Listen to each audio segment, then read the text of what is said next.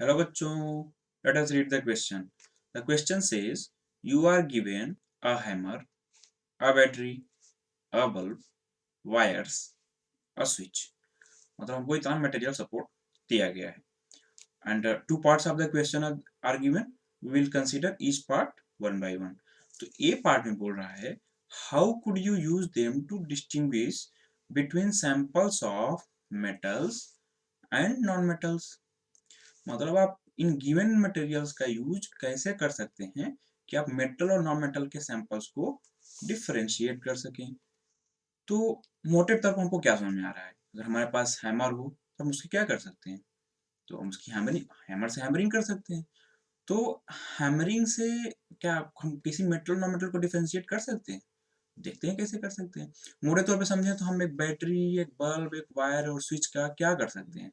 तो battery, bulb, wire और switch के यूज से हम एक सर्किट बना सकते हैं। वो सर्किट का हम यूज कैसे कर सकते हैं मेटल नॉन मेटल को डिफरेंशिएट करने में, तो ये देखेंगे। तो जो हम properties, characteristic properties of metals और नॉन मेटल्स पढ़ रहे थे, तो हमने मेटल्स की कैरेक्टरिस्टिक प्रॉपर्टीज में पढ़ा था। सॉरी,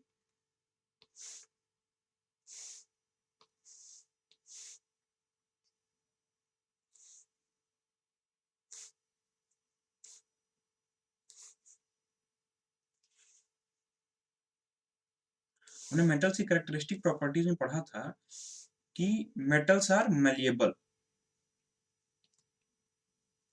यानी मेटल्स जो होते हैं मेलिएबल होते हैं। मेलिएबिलिटी मतलब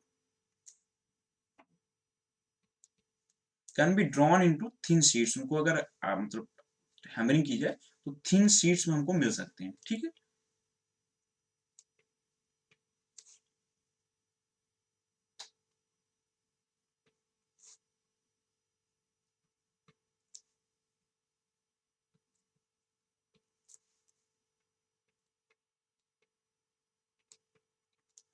एक और प्रॉपर्टी हमने कैरेक्टरिस्टिक प्रॉपर्टीज ऑफ मेटल्स में पढ़ी थी। वो प्रॉपर्टी थी कि metals are generally good conductor of electricity.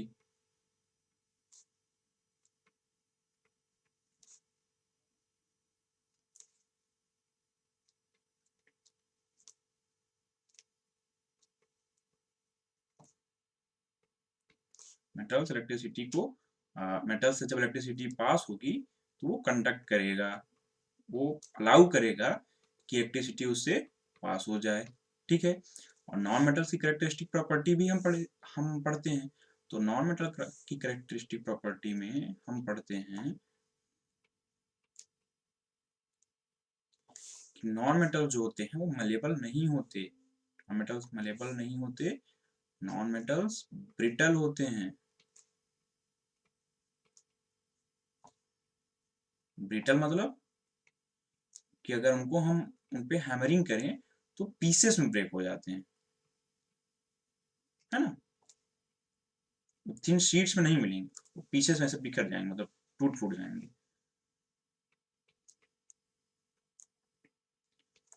और एक और प्रॉपर्टी पढ़ी होगी हम जब characteristic properties of non metals पढ़ रहे थे कि non metals are not good conductor of electricity. मतलब उनसे अगर इलेक्ट्रिसिटी पास कराई जाए तो इलेक्ट्रिसिटी को कंडक्ट नहीं करते हैं।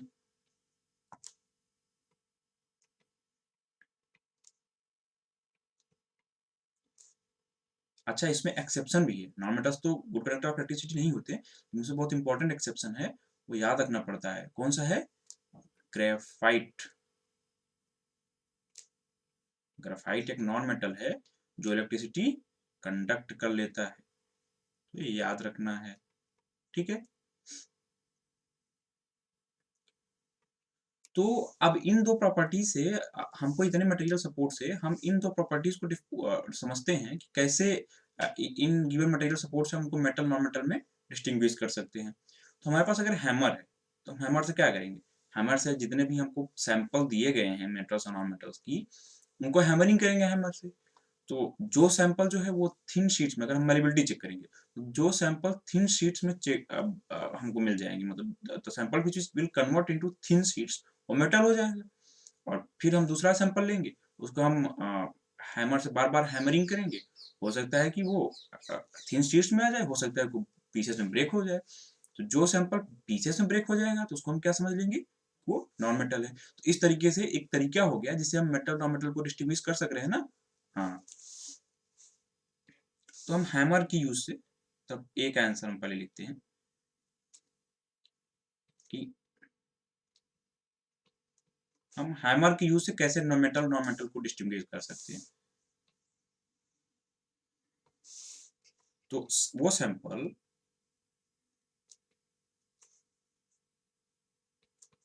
हैमरिंग करेंगे, वो सैंपल जो थिन शीट्स में चेंज हो जाए वो मेटल है, क्योंकि मेटल्स आर मलेबल।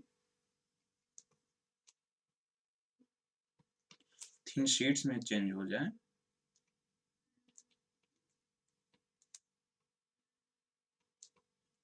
On hammering. हमको हैमर दिया गया है, उसी से हमको बता डिस्टिंग्विश करना है मेटल, कौन सा सैंपल मेटल है और कौन सा सैंपल नॉन मेटल है। तो वो क्या होंगे, वो मेटल्स होंगे, ठीक है, क्योंकि मेटल्स मेलेबल होते हैं, है ना।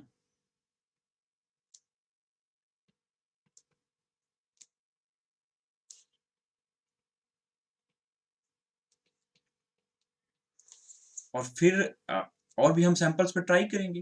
तो कुछ सैंपल हमको ऐसे मिलेंगे जो हमको थिन शीट्स में नहीं मिलेंगे, कुछ सैंपल होंगे जो हमको थिन शीट्स में नहीं मिलेंगे बल्कि वो पीसेस में ब्रेक हो जाएंगे।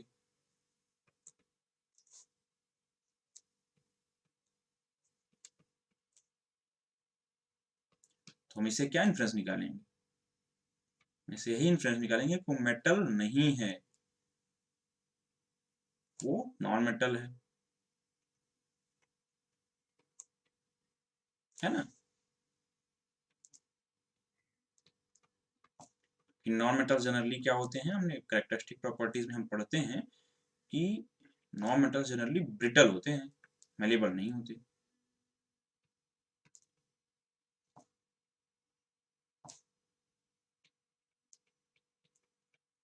ठीक है, अब हमने हैमर के यूज से मेटल नॉन मेटल के सैंपल्स में डिस्टिंग्विश कर सकते हैं, ठीक है, हैमरिंग करके। जो थिन शीट्स में ब्रेक हुए वो मेटल है, जो थिन शीट्स में ब्रेक ना हो, पीसेस में ब्रेक हो जाए, वो नॉन मेटल है। कुछ और मटेरियल सपोर्ट्स हमारे पास दिए गए हैं, तो हमारे पास हैमर था ही।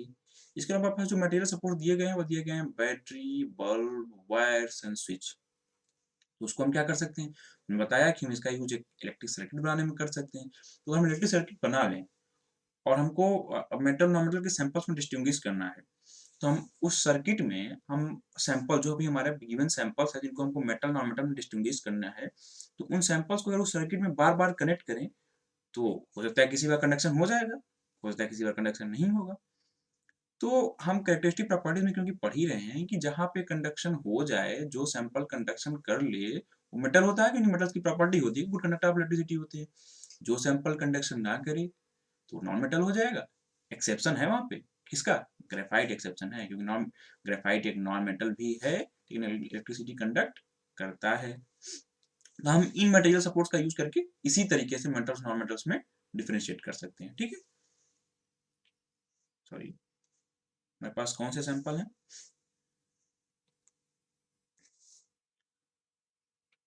बैटरी है हमारे पास, बल्ब है, स्विच है और वायर्स। तो हम इसे एक सर्किट के थ्रू समझेंगे कि सर्किट में हम कैसे सैंपल को ऐड करेंगे। तो मान लीजिए ये बैटरी है,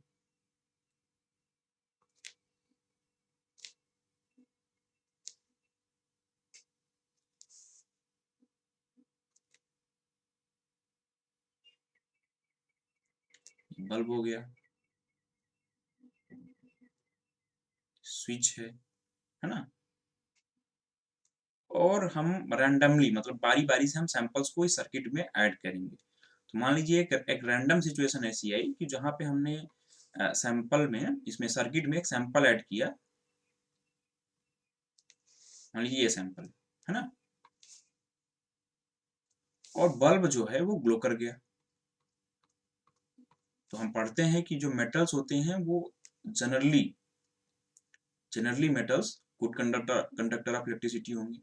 तो अगर बल्ब ग्लो कर जाएगा तो हम क्या इन्फ्रेंस निकालेंगे? हम इसे यही इन्फ्रेंस निकालेंगे कि ये मेटल है, क्योंकि metals generally good conductor of electricity है।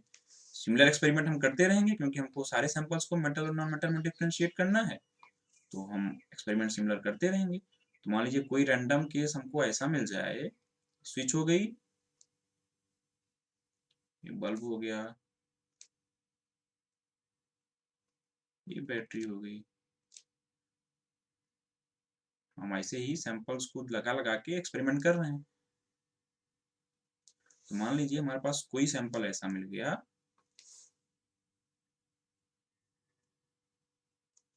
जो इलेक्ट्रिसिटी को कंडक्ट ना ही करे, है ना, मतलब हम इससे इलेक्ट्रिसिटी पास कराएं स्विच क्लोज करके, लेकिन बल्ब ग्लो ना करे, तो हम इससे क्या इन्फ्रेंस निकालेंगे? क्योंकि metals generally bad conductor of electricity होते हैं, इलेक्ट्रिसिटी को कंडक्ट नहीं करते, तो हम इसे इन्फ्रेंस यही लगाएंगे कि ये नॉन मेटल हो जाएगा। लेकिन एक्सेप्शन है क्या? ग्रेफाइट एक नॉन मेटल है जो इलेक्ट्रिसिटी कंडक्ट कर सकता है, लेकिन जनरली जो नॉन मेटल्स होते हैं वो गुड कंडक्टर ऑफ इलेक्ट्रिसिटी नहीं होते। तो हम इस तरीके से इन दो मेथड से, मतलब एक मेलेबिलिटी चेक करके और एक इलेक्ट्रिसिटी कंडक्शन चेक करके, हम मेटल नॉन मेटल के जो सैंपल्स हैं उनको मेटल नॉन मेटल में डिफरेंशिएट एंड डिस्टिंग्विश कर सकते हैं। भाई बी पार्ट आप क्वेश्चन देखते हैं। बी पार्ट में बोल रहा है assess the usefulness of these tests, मतलब जो टेस्ट हमने यहाँ पे मतलब जो टेस्ट हम यहाँ पे किए हैं उनका क्या यूजफुलनेस है इन डिस्टिंग्विशिंग बिटवीन मेटल्स और नॉन मेटल्स। तो मेटल नॉन मेटल को डिस्टिंग्विश करने के लिए जो हम टेस्ट यूज किए हैं उनका क्या यूजफुलनेस है। तो उनके यूजफुलनेस की बात की जाए तो पहला, जैसे मेटल्स हमने पढ़ा कि मेटल्स मलेबल होते हैं, नॉन मेटल्स ब्रिटल होते हैं। तो मेटल्स की जो मेलेबिलिटी है, मेटल्स की मेलेबिलिटी का क्या यूज है? उनका यूज यही है कि हम जैसे शीट्स, मतलब मेटल्स को हम मेलेबिलिटी मतलब उनको हम थिन शीट्स में ड्रॉ कर सकते हैं। जब हमको थिन शीट्स मिल जाएंगी तो उन शीट्स का हम कई यूजेस कर सकते हैं। जैसे metals can be drawn into thin sheets. Malleability का मतलब यही हुआ। एग्जाम्पल के लिए जैसे आयरन शीट्स हैं, जैसे आयरन एक मेटल है, क्योंकि उसमें मेटल है तो उसमें प्रॉपर्टी मेलेबिलिटी की होगी, उसको हम थिन शीट्स बना लेते हैं। और जो आयरन की शीट्स हैं वो आप जानते हैं कितनी यूजफुल हैं। इनका यूज हम बॉक्सेस बनाने के लिए यूज कर सकते हैं, है ना, और इनका यूज हम रूफिंग, आजकल रूफिंग के लिए यूज किया जा सकता है आयरन की शीट्स, और भी कई कार्यों के लिए यूज किया जा सकता है। सिमिलरली जो दूसरा हमने टेस्ट देखा वो टेस्ट था किसका? इलेक्ट्रिसिटी कंडक्शन का। तो इलेक्ट्रिसिटी कंडक्शन का क्या यूजफुलनेस हो सकता है?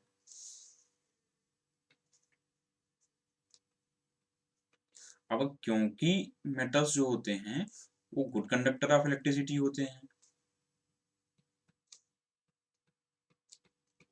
है ना, तो क्योंकि metals good conductor of electricity होते हैं तो हम उनका यूज कर सकते हैं इलेक्ट्रिकल वायर्स बनाने में।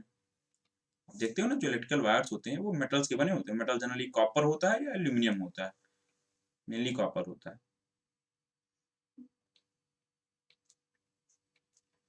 तो हम मेटल्स की इस प्रॉपर्टी का यूज करते हुए हम इलेक्ट्रिकल वायर्स बना सकते हैं,